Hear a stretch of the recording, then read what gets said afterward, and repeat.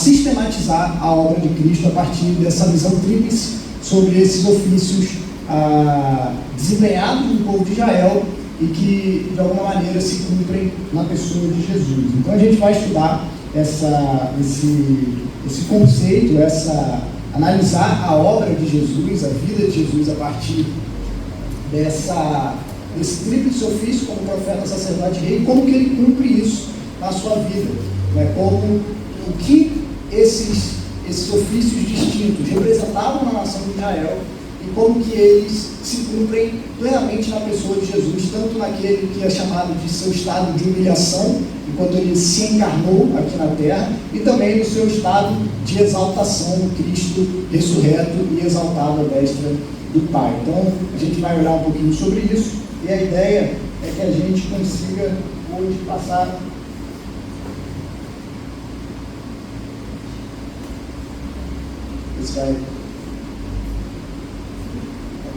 que a gente passe por esses conteúdos aí. A gente vai ter uma breve introdução.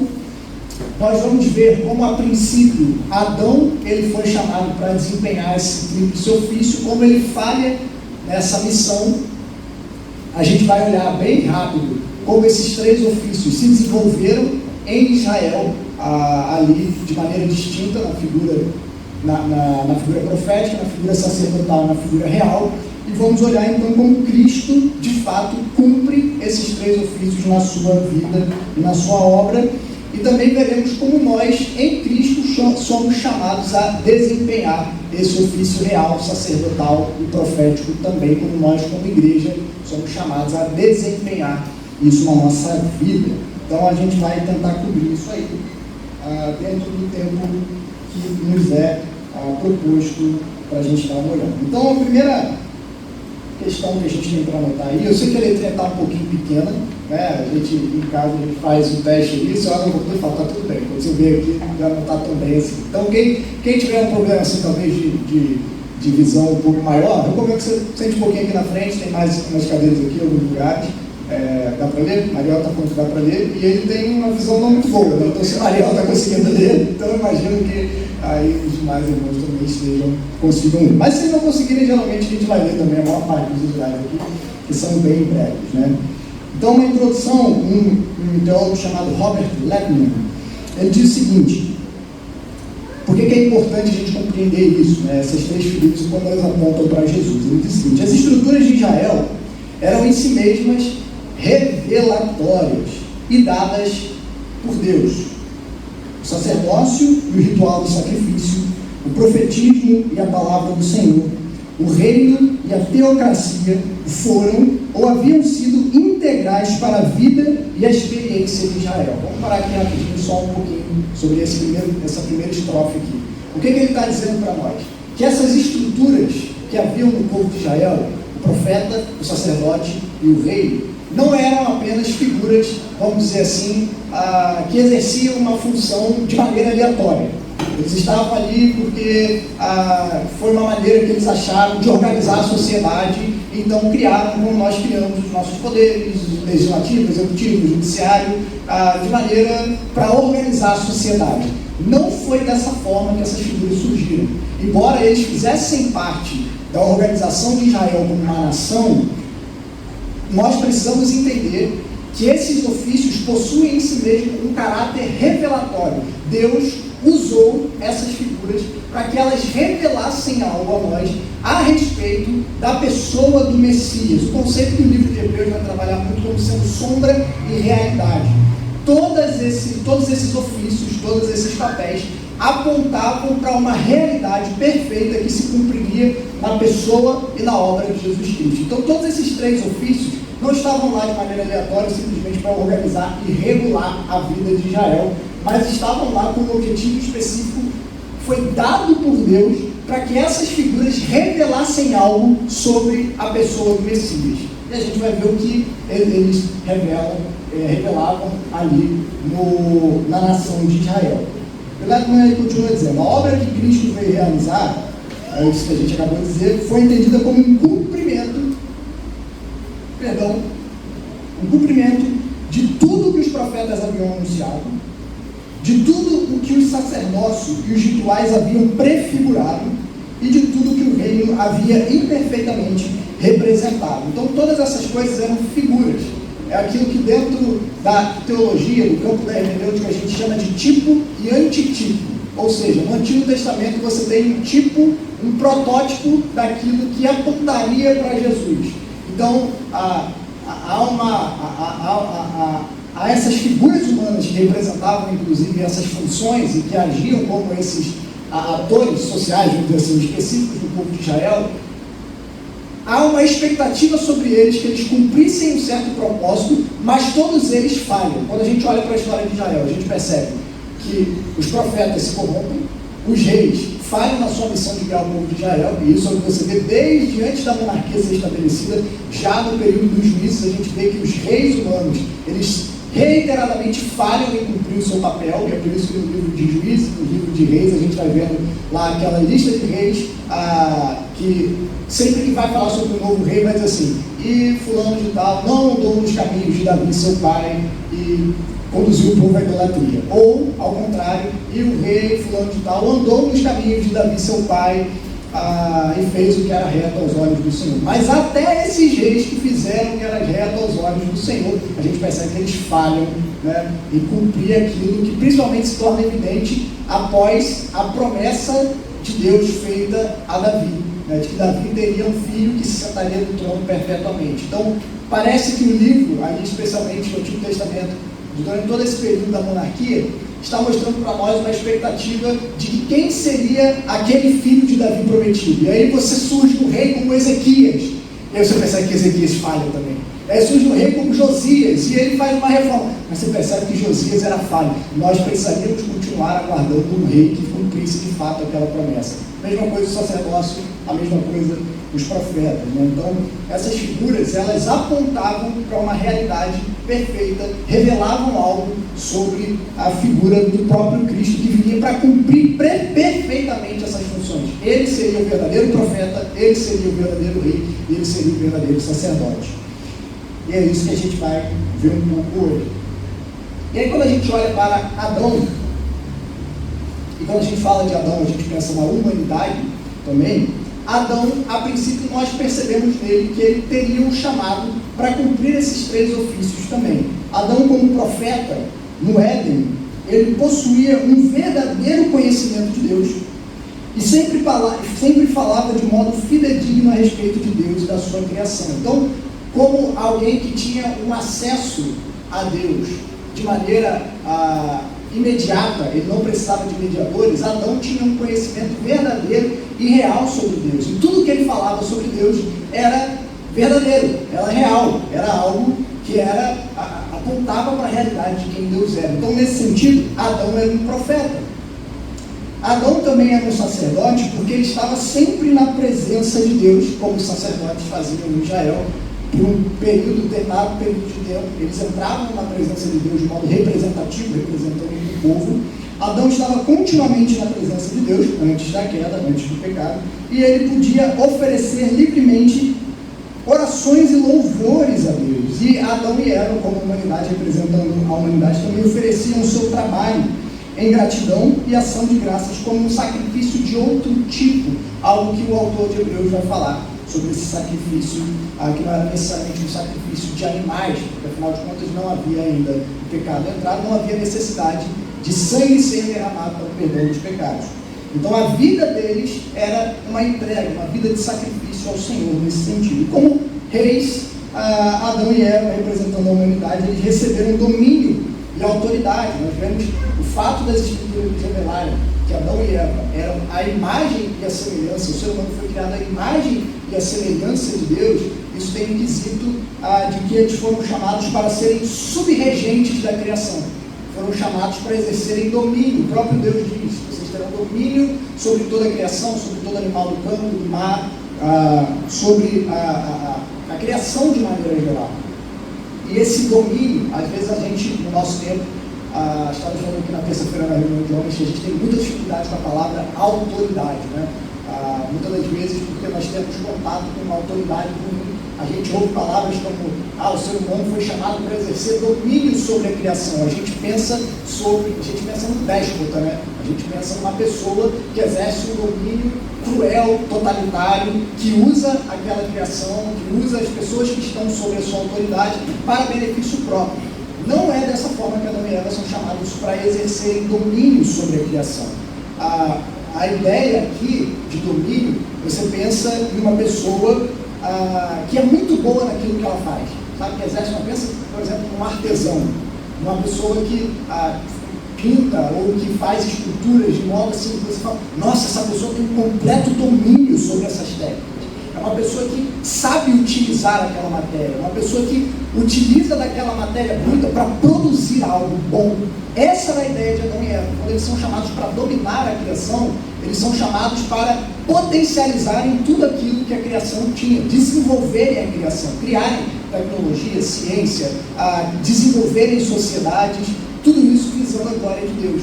Então, isso é muito interessante. Quando temos que falar sobre o mandato cultural, nós deveríamos, como cristãos, desenvolvermos a criação em benefício de outros seres humanos e para a glória de Deus. Adão e Eva foram chamados a exercer como subregentes de Deus. Eles deveriam exercer esse domínio sobre a criação que apontaria para Deus.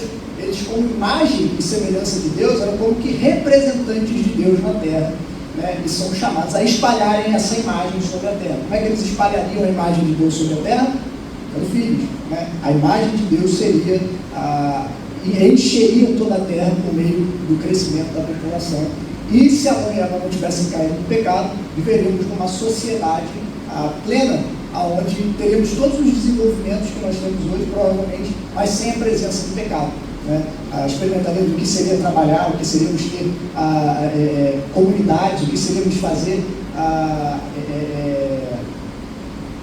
fazermos compromissos com outras pessoas sem a presença do pecado. Já pensou você poder assumir um negócio com uma pessoa sem precisar assinar um contrato?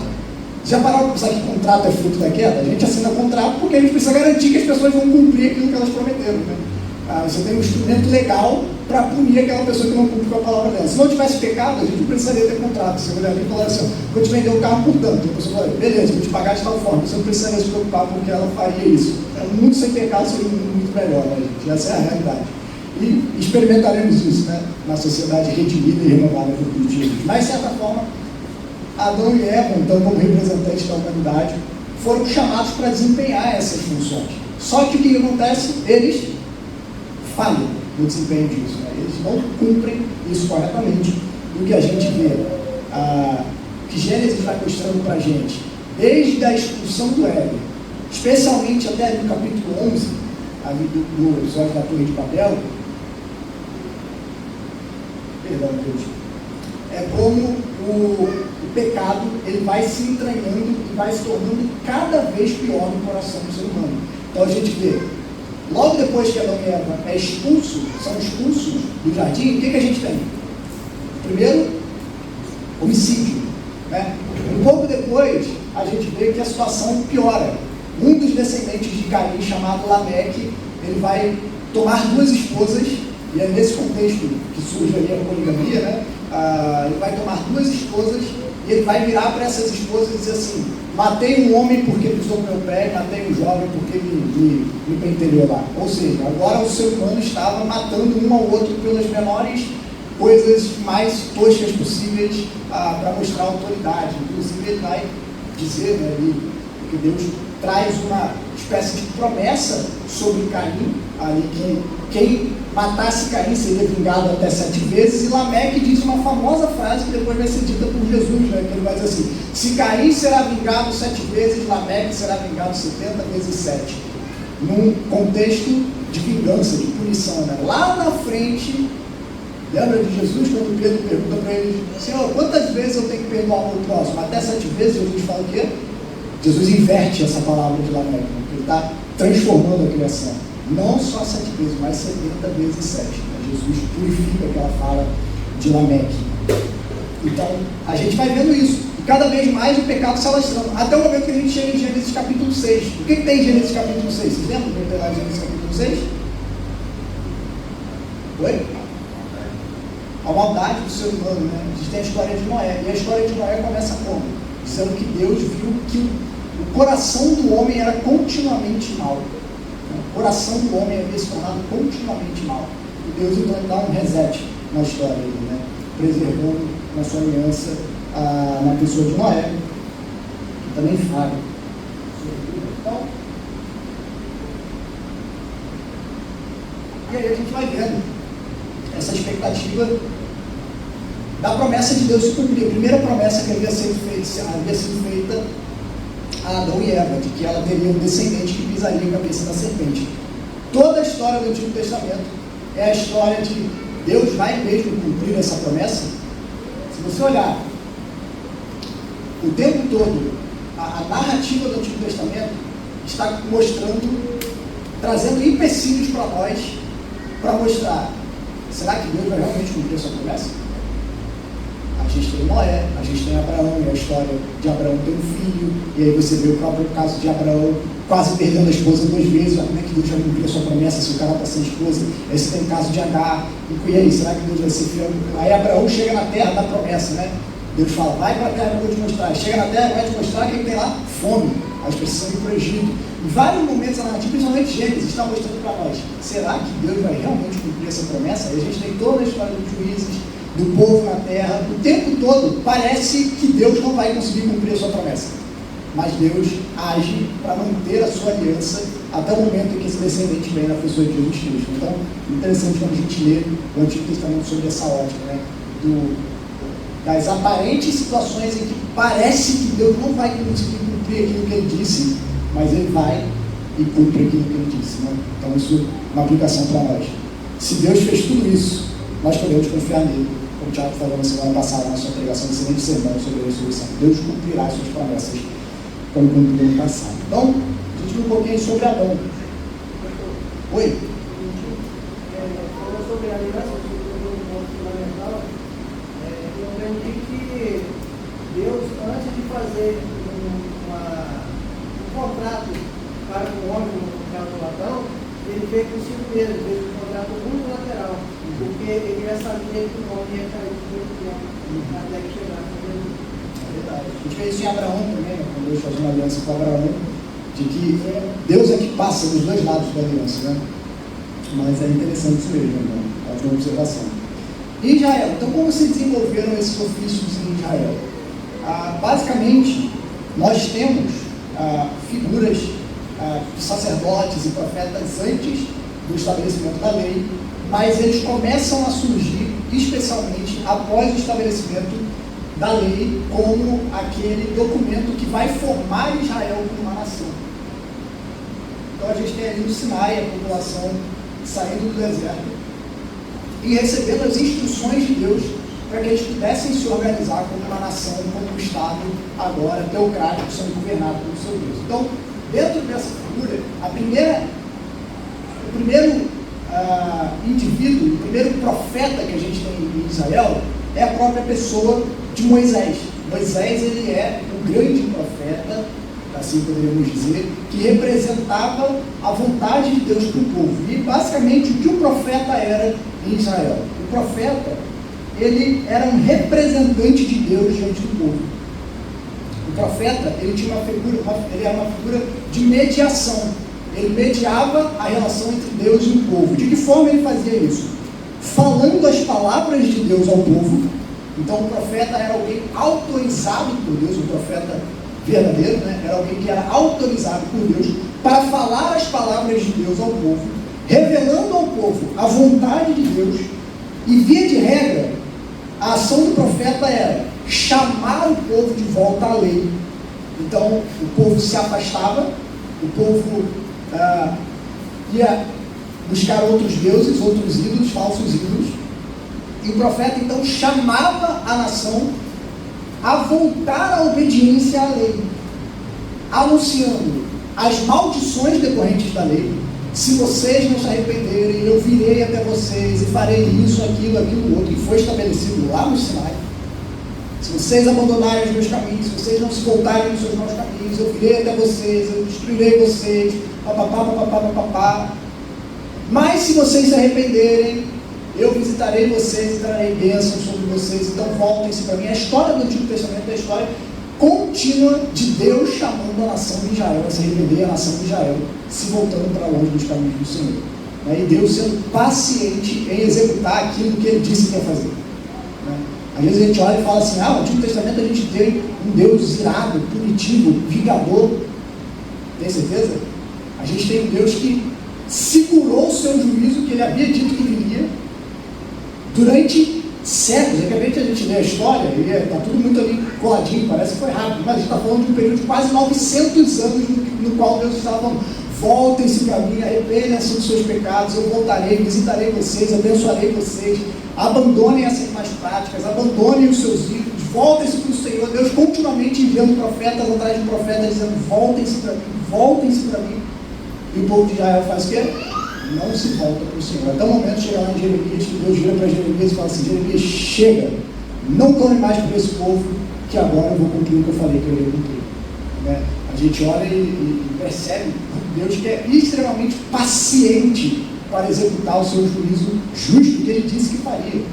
Algumas pessoas tem um teólogo muito famoso chamado R.C. Sproul, que faleceu há alguns anos atrás, tem um vídeo dele, não sei se você já viu, bem conhecido, que alguém faz uma pergunta e diz, Deus não foi muito severo em punir Adão ali, e aí ele fala assim, muito severo, vocês estão de brincadeira, Deus disse que ele morreria se ele comesse o fruto, e Deus permitiu que ele continuasse vivendo, e além de permitir que ele continuasse vivendo, Deus continuou sustentando a vida daquele homem, trouxe uma promessa de redenção, trouxe toda uma estrutura para que aquela humanidade pudesse ser salva.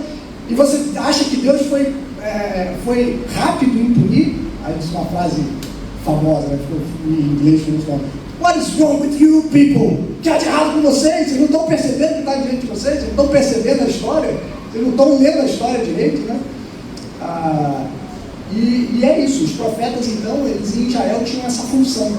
Eles eram mensageiros da aliança, mensageiros da lei, enviados pelo Senhor para chamar o povo a voltar para a lei, e se eles se recusassem a voltar à obediência, Deus visitaria eles com as maldições estabelecidas, ou se eles se arrependessem, Deus estenderia sua graça e a sua bênção à nação de Israel.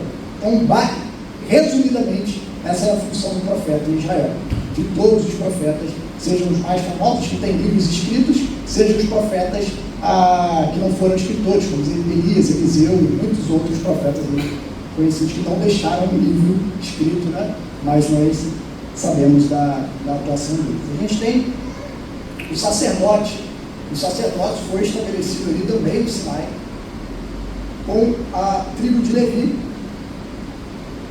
a partir dos descendentes de Arão. E o que o sacerdote fazia? O sacerdote ele representava o povo diante de Deus. Assim como o profeta representava Deus diante do povo, apresentando a vontade de Deus para o povo, o sacerdote representava o povo diante de Deus, trazendo sacrifícios que iriam então possibilitar o perdão de pecados para que aquela nação pudesse estar na presença do seu Deus. Ali dentro do templo havia toda a figura sacerdotal do templo, os sacrifícios foram bem estabelecidos no Antigo Testamento, na lei. Então o sacerdote, ele mediava esse relacionamento do povo com o seu Deus por causa do seu pecado. Por causa do pecado, nós não podemos estar diretamente na presença de Deus. E a gente percebe isso. Se entrássemos na presença de Deus, seríamos todos fulminados. Estamos lendo o Êxodo agora, e uma das coisas que Deus fala para o povo é: eu não andarei no meio desse povo, porque esse é um povo obstinado. E se eu andasse no meio de vocês, eles seriam destruídos, porque a santidade de Deus iria destruir. Inclusive, um outro tema interessante que é desenvolvido em toda a Escritura, é essa ideia da habitação de Deus no meio do seu povo.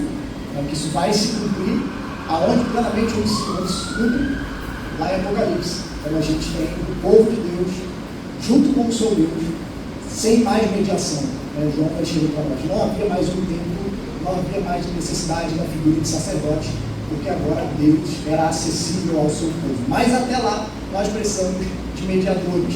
E o sacerdote era esse mediador que possibilitava o contato do povo com Deus por meio da oferta de sacrifícios que perdoariam e santificavam as pessoas, tornando-as agradáveis a Deus, ainda que de forma limitada. Então, esse é o serviço de mediação que os sacerdotes faziam entre o povo e o seu Deus. E a gente tem, então, o ofício do rei, a figura real, que o rei, ele então governava o povo como representante de Deus.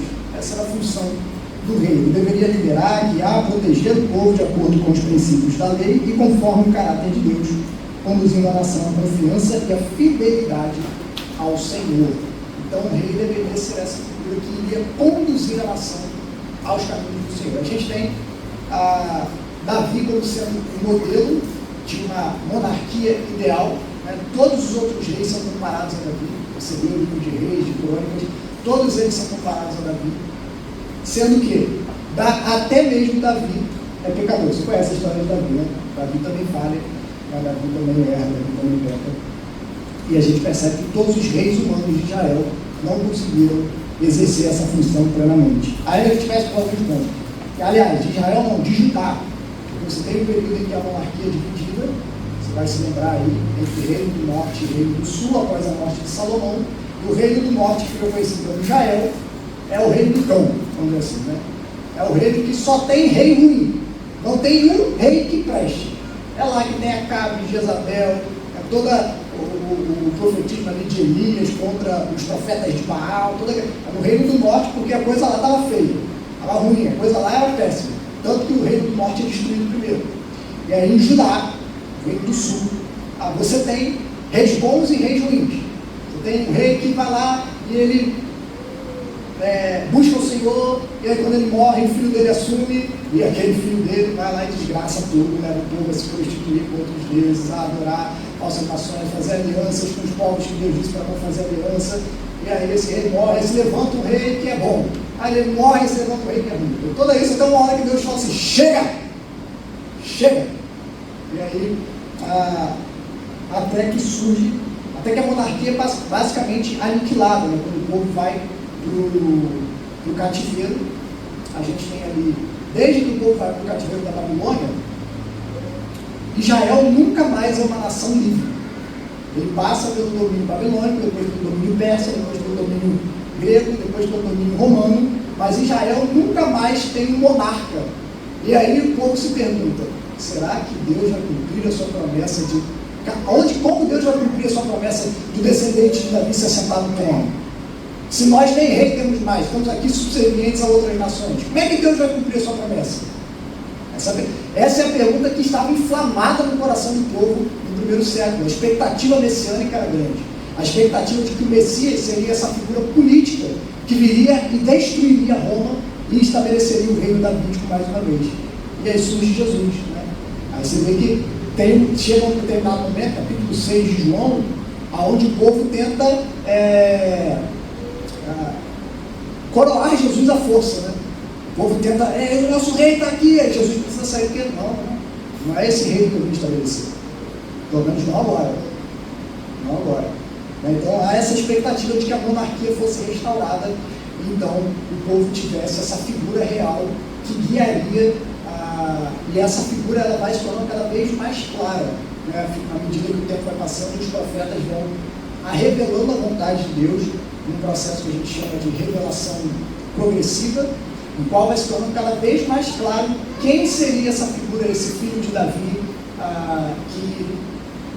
que inclusive é maior do que Davi. A gente também viu na semana passada, Salmo 110, o salmo mais citado no Novo Testamento, pelos autores do Novo Testamento, é o Salmo 110, a passagem do Antigo Testamento mais citada no Novo Testamento, é essa passagem do Salmo 110.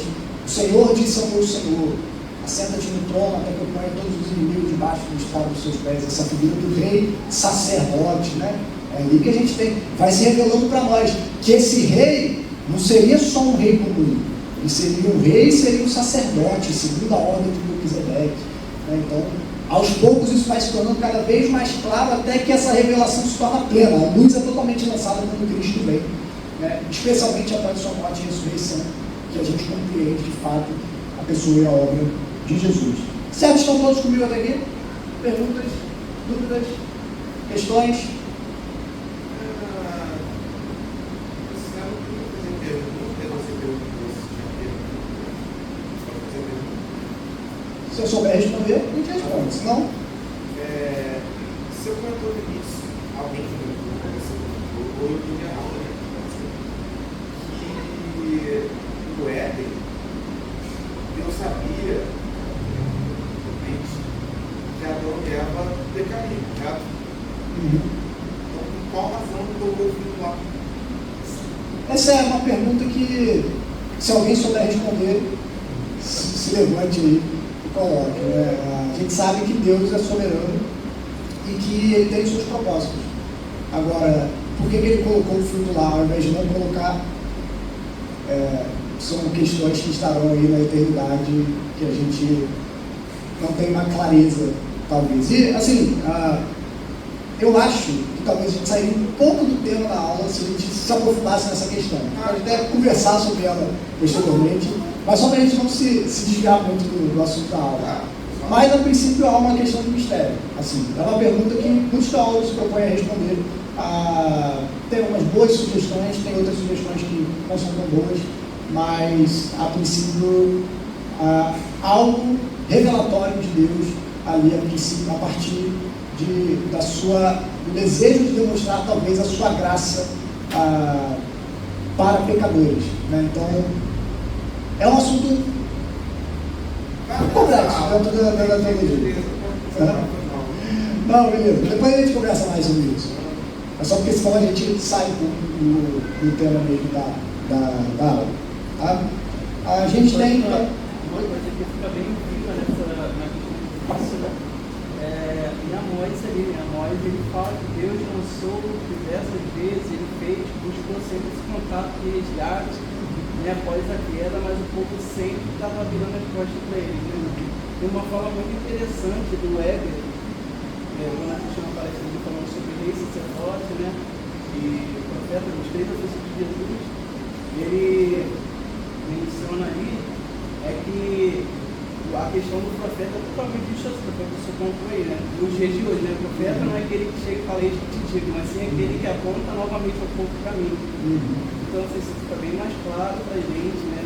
Na questão, porque a aliança que Deus fez com a humanidade desde o início, ela vai se cumprir até a vida de Jesus, né? Isso, né? Isso é interessante, a pessoa do profeta, que gosta de falar disso, né? Porque a gente vê que os profetas na Bíblia, eles não revelam necessariamente sobre o futuro. Às vezes a gente liga isso, o profeta revela sobre o futuro. Mas até mesmo quando ele fala algo sobre o que vai acontecer, é com relação àquilo que já foi revelado a palavra. Está de acordo com aquilo que Deus já havia dito que faria. Né? A lei, tanto o cumprimento da chegada dessa figura messiânica, que foi predita várias vezes antes da lei ser dada. Né? A gente tem ali a promessa feita a Adão e Eva, a gente tem outras figuras que representavam isso. Né? Então o que eles fazem não é revelar coisas, no futuro, tudo isso tem base naquilo que já foi revelado na palavra de Deus na Bíblia. Então, realmente, o papel do profeta no Antigo Testamento era trazer o povo de volta ao que Deus havia revelado, trazer o povo de volta ao seu Deus, né? ao conhecimento de Deus que ia ser revelado nas Escrituras. E aí, dando o fim do mundo, então, a gente tem o primeiro ofício que a gente vai dar uma olhada de Jesus como profeta. Então, como Jesus cumpre essa figura profética no seu ministério? Em primeiro lugar, ele revela a Deus, ele revela Deus a nós e transmite-nos a mensagem de Deus. É dessa forma que Cristo cumpre o seu ofício profético, nos revelando a Deus e nos transmitindo a palavra do Senhor para nós. Agora, é preciso notar que Jesus faz isso de uma maneira superior ao que os profetas faziam no Antigo Testamento. Então, em seu ministério terreno, Jesus revelou aos homens a vontade de Deus como profeta anunciado por Moisés. Então, lá em Moisés, já havia sido dada uma promessa de que no futuro viria um outro profeta ao quem o povo deveria ouvir. Por exemplo, Deuteronômio 18 vai dizer assim, o Senhor, Moisés falando, né? O Senhor, seu Deus, fará com que do meio de vocês, do meio dos seus irmãos, se levante um profeta semelhante a mim. A ele vocês devem ouvir. Porque isso foi o que vocês pediram ao Senhor, seu Deus. Então o Senhor me disse, farei com que se levante do meio dos seus irmãos um profeta semelhante a você, em cuja boca porei as minhas palavras, e ele lhes falará tudo o que eu lhes ordenar. Então, Moisés já havia predito isso.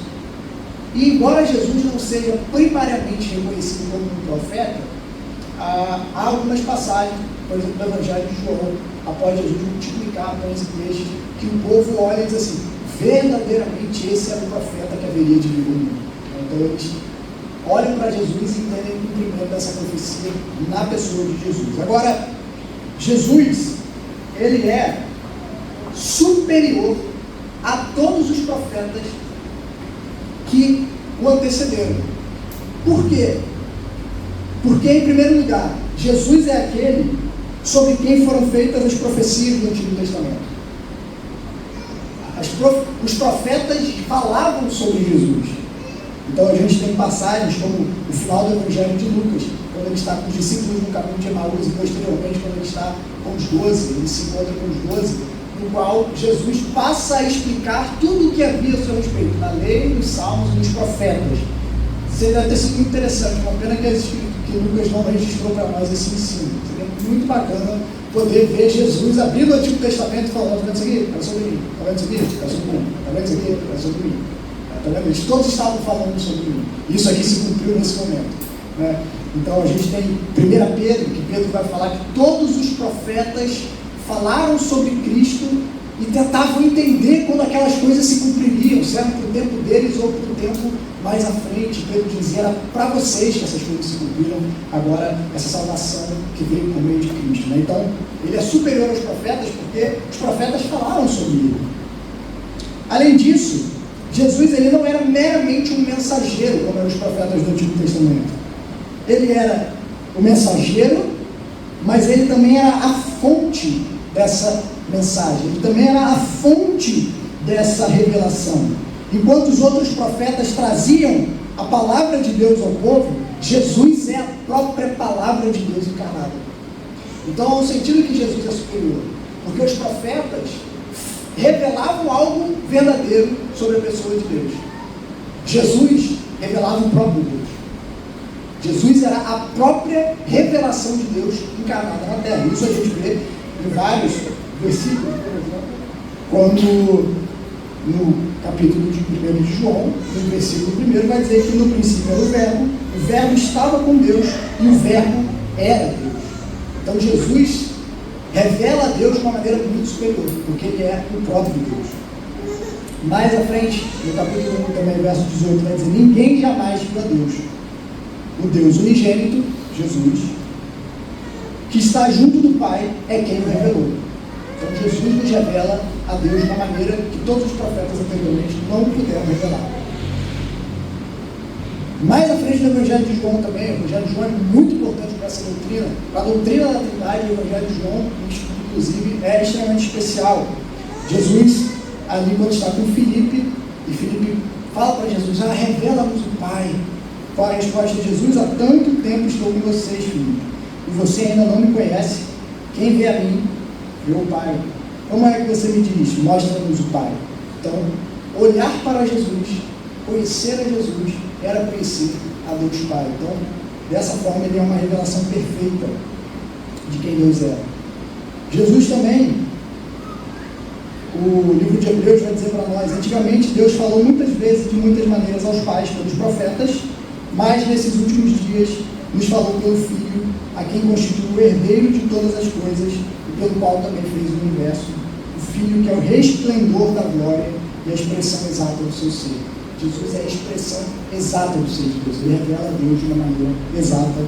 E Colossenses 1,15 também vai dizer que ele é a imagem visível do Deus invisível. Então, nesse sentido, Jesus nos revela a Deus de modo muito superior. Ele é o mensageiro, mas ele é a mensagem também. Jesus não vem para nós e diz assim: ouçam, vejam, esse é o caminho que eu aponto para vocês. Ele diz: eu sou o caminho, venham até mim. Eu sou a mensagem que vocês têm que crer. É em mim que vocês devem crer. Então, nenhum dos profetas fez isso. Todos os profetas olhem para lá. Jesus disse: olha para aqui, fica para mim. Se olhar para mim. Certo? Vamos seguir aí. Jesus como sacerdote, então, como é que ele cumpre essa figura sacerdotal. E essa talvez seja a mais clara para nós, né? Mais evidente como que Jesus cumpre isso. Como sacerdote, Jesus tanto oferece a Deus um sacrifício em nosso favor, quanto ele mesmo é um sacrifício oferecido. Né? Então, Jesus ele ofereceu um sacrifício perfeito pelo pecado. O que isso significa? Que não há necessidade de mais repetições de sacrifícios. O sacrifício de Jesus ele foi definitivo e completo e jamais precisará ser repetido, de tal forma que o seu sacrifício substitui aqueles que eram realizados no Antigo Testamento, que eram apenas sombra, apontavam o que Jesus faria. Mas o próprio autor de Hebreus, né, aqui, tem muitas citações no livro de Hebreus, eu não coloquei todas elas aqui, mas depois vale a pena você ler a trilogia do livro de Hebreus, onde ele vai mostrar como que Jesus é superior ao sacrifício. Ele vai dizer, o sacrifício, o sangue de bois e ovelhas eram capazes de perdoar pecados apenas por um tempo. Por isso que eles eram necessários ser repetidos continuamente, até o momento em que veio aquele que o sangue dele é completamente poderoso para perdoar plenamente pecados. Então, uma vez que a gente está sob esse sacrifício, esse sangue está sobre nós, não há mais necessidade de repetições. Por isso que a gente não sacrifica mais animais. Por isso que a gente não precisa de um templo, a gente não precisa de um altar, porque o sacrifício já foi oferecido uma vez por todas. E é por isso que a gente tem uma grande dificuldade, por exemplo, com a doutrina da Igreja Romana, da Igreja Católica Romana. Porque para eles, todas as vezes em que a Eucaristia é feita, em que a hóstia é servida, Jesus está sendo sacrificado novamente para que você continue a receber graça por meio da obra de Cristo. Você precisa continuamente participar da Eucaristia para que o sacrifício de Jesus tenha efeito sobre a sua vida. Por isso que para um católico romano faz sentido falar sobre uma figura de sacerdote, faz sentido falar sobre um altar. A gente usa essas palavras de maneira metafórica. Está o sacerdote ali, ele subiu no altar. A gente não tem um altar, não temos um sacrifício que é ofertado sobre esse altar. Não temos uma figura mediatória que nos se coloca entre nós e Deus para oferecer esse sacrifício. A não ser a própria pessoa de Cristo Jesus. Então, a gente não precisa de um sacerdote, a gente não precisa. Essa visão da teologia católica, às vezes a gente acha que o que nos separa dos católicos é o santo, né? A veneração aos santos. Gente, se fosse só isso, o problema com a teologia católica é muito mais embaixo.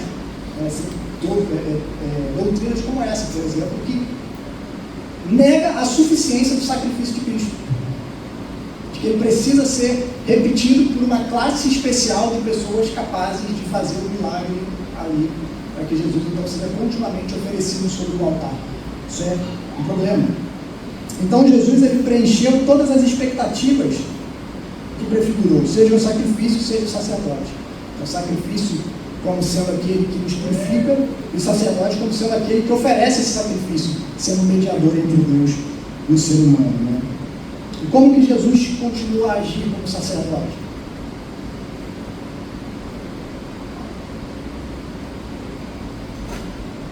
Jesus nos aproxima continuamente de Deus.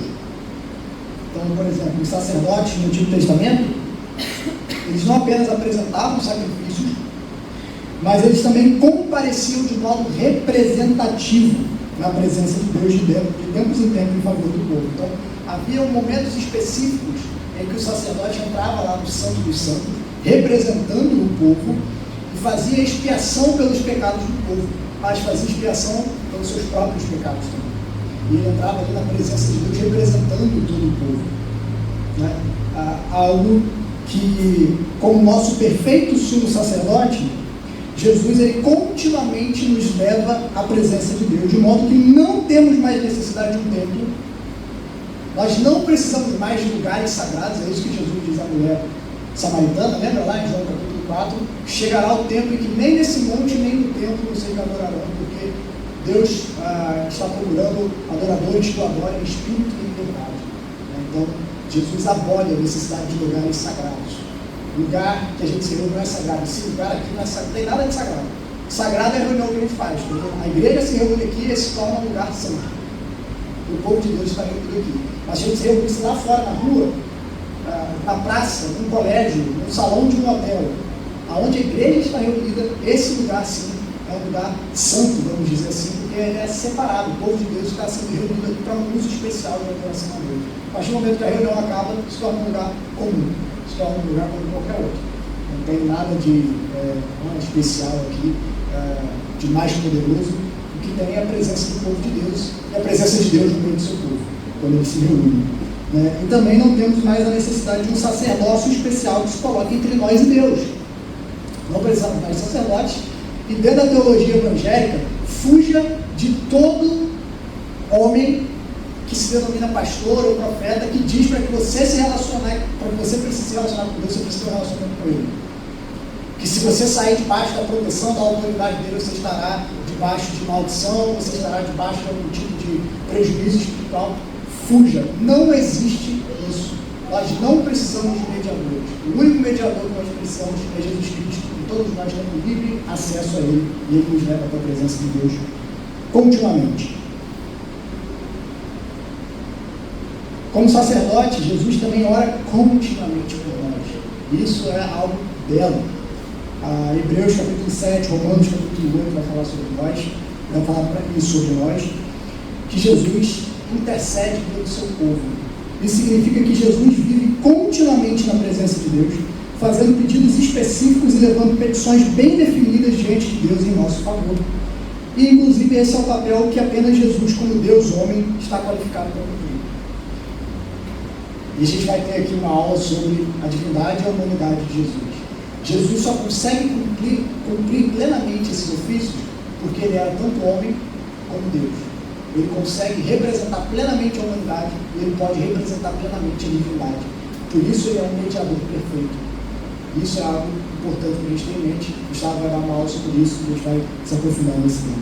Então Jesus ele está continuamente na presença de Deus, orando pelo seu povo. Já pensou sobre isso? Coisa boa que traz conforto? Não é bom quando alguém chega para você e diz assim: meu irmão, eu estou orando por você, pelas suas dificuldades.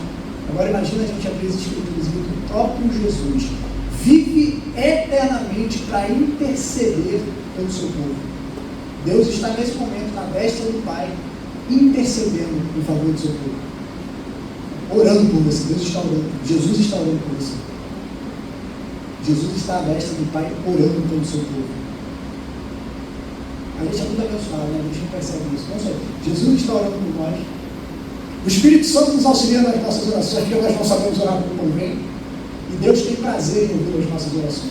Se você não reflete sobre isso, você não dá graça. E se você não pensa sobre isso, você não aproveita a oração da graça a Deus, porque você tem esse benefício, você ainda não entendeu o que é oração. Você não entendeu que a própria eternidade está se movendo para que você possa se relacionar com Ele. Nós vamos seguir. O nosso tempo. Jesus como rei, seguindo aí para a gente finalizar, como Jesus cumpre esse aspecto real, e isso também é claro para nós nas Escrituras, em vários momentos. Jesus como rei governa a igreja e o universo, e a gente vê isso desde as narrativas ali da concepção, onde Jesus é anunciado como o rei dos judeus. Sua pregação anunciava continuamente a chegada do reino de Deus entre o povo, e esse reino ele se trata de um governo espiritual, certo? Estabelecido no coração e na vida dos cristãos, e é espiritual porque tem em vista a salvação do seu povo. Então, na primeira vinda de Cristo, ele não vem estabelecer um reino político, ele vem estabelecer um reino espiritual, um reino que não é desse mundo, como ele próprio diz. O reinado de Jesus, então, ele cumpre as expectativas da monarquia do Antigo Testamento, dos reis, que representavam, eram sombras imperfeitas desse rei que governaria com justiça, e é o cumprimento da promessa feita a Davi. Por isso que um dos títulos dados a Jesus é Filho de Davi. Em vários momentos, figuras, enquanto os sacerdotes, os fariseus, aqueles que tinham contato com as Escrituras e deveriam reconhecer Jesus como sendo o Messias esperado, o rejeitam. E os mais improváveis, isso fica claro no Evangelho de Marcos para nós, aqueles que deveriam abraçar a Jesus o rejeitam. E aqueles que são os miseráveis, os rejeitados, são os que reconhecem Jesus. E no meio disso a gente tem os discípulos, aqueles que Jesus chama e o tempo todo eles falam assim, rapaz, quem é esse? Jesus está ali o tempo todo falando com eles, quem é esse homem que até o vento e o mar obedecem a ele? Quem? Rapaz, Jesus fala para eles, tomem cuidado com o fermento dos fariseus. Eles falam assim, é porque a gente esqueceu de comprar pão. Aí Jesus vira para eles assim, que pão? Vocês ainda não entenderam? Vocês se esqueceram de quantos pães eu multipliquei por 5.000? Quantos pães eu multipliquei para... Não estou falando de pão não, gente. Os discípulos sempre confusos assim para entender quem era a pessoa de Jesus.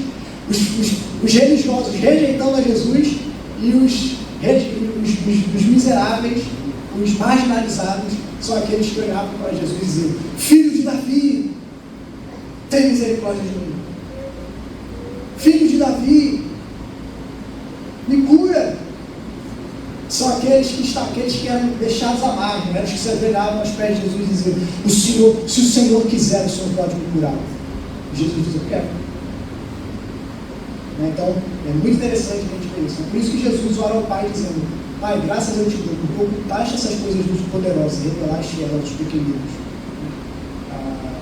Então, o Evangelho ele sempre é mais aceito por aqueles que Jesus vai chamar de pobres em espírito, aqueles que reconhecem a sua miséria. Quando a gente não reconhece a nossa miséria, dificilmente a gente vai reconhecer a nossa necessidade de Cristo. Lá na narrativa dos magos do Oriente, né, eles sabiam, os sacerdotes, eles viram assim, Herodes pergunta para os sacerdotes lá, onde é que o filho de Davi deveria nascer? Em Belém. Está lá em Belém que o Messias deveria nascer. Aí vem os caras de fora e dizem assim, vimos o sinal dele no céu. O que os sacerdotes fazem? Vão lá ver. Era para eles falarem, nossa, que incrível, está se cumprindo. O que eles fazem? Rejeitam. A gente vê o tempo todo, mostrando desde o início que Jesus é rejeitado por aqueles que deveriam abraçá-lo e abraçado por aqueles que são rejeitados. É assim que o Evangelho funciona, essa dinâmica do Evangelho. E só aqueles que reconhecem que precisam de Cristo como seu rei serão governados por ele. Certo? Então, Jesus ele diz assim, perdão, um teólogo muito importante chamado Hermann Bavinck, ele diz o seguinte, esse é um reinado no nome de Deus, sujeito à vontade de Deus, destinado a dirigir todas as coisas para a honra de Deus. Esse não é um reinado de violência e armas, é exercido e governa de uma forma muito diferente e superior. Seu governo é exercido pela palavra e pelo Espírito, pela graça e pela verdade, pela justiça e pela retidão. Esse rei, portanto, é ao mesmo tempo profeta e sacerdote. Seu poder é destinado a ser usado a serviço da verdade e da justiça. Cristo é, antes de tudo, rei do seu povo no reino da graça e demonstra esse reinado em reunir, proteger e governar a igreja, levando-a à bem-aventurança eterna. Então, Cristo cumpre dessa forma o seu reino. É tanto algo presente como uma esperança futura. Isso também fica claro para nós, essa realidade do já ainda não, o reino de Deus já está entre nós, mas não na sua plenitude. Haverá um momento em que ele se manifestará, aí sim de maneira física, quando Cristo virá com poder e glória e destruirá todos os seus inimigos. Mas, na sua encarnação, a cruz foi o momento de maior glória do ministério terreno de Jesus, o seu trono, a sua coroação, especialmente a sua ressurreição, foi o momento em que há esse reconhecimento da coroação de Cristo. Deus Pai deu a Jesus muito maior autoridade sobre a igreja e sobre o universo. E aí se aplica Salmo 2. Que és meu filho, hoje te gerei. É um salmo que é usado no momento de coroação dos reis. Então, nesse momento da ressurreição é que Jesus é publicamente reconhecido como soberano e governador sobre a criação. Então, essa autoridade sobre a igreja e sobre o universo será plenamente reconhecida quando Jesus voltar com poder e glória para reinar, quando será reconhecido como Rei dos Reis e Senhor dos Senhores, e todo joelho se dobrará diante dele e confessará a Jesus como Senhor. Haverá um dia que todo joelho se dobrará diante de Jesus, ou se dobrará como súditos rendidos ao seu Senhor, que o adoram e o louvam, ou se dobrará como inimigos que foram vencidos pelo seu poder, reconhecem a sua soberania. Mas haverá um dia que todo joelho se dobrará diante de Jesus. E aí, finalizando essa parte, caminhar, vai ser 2 minutos do tempo. Quer falar, Thiago? Não, tá levantando a mão aí, tá só pegando um fresquinho assim na queira, né?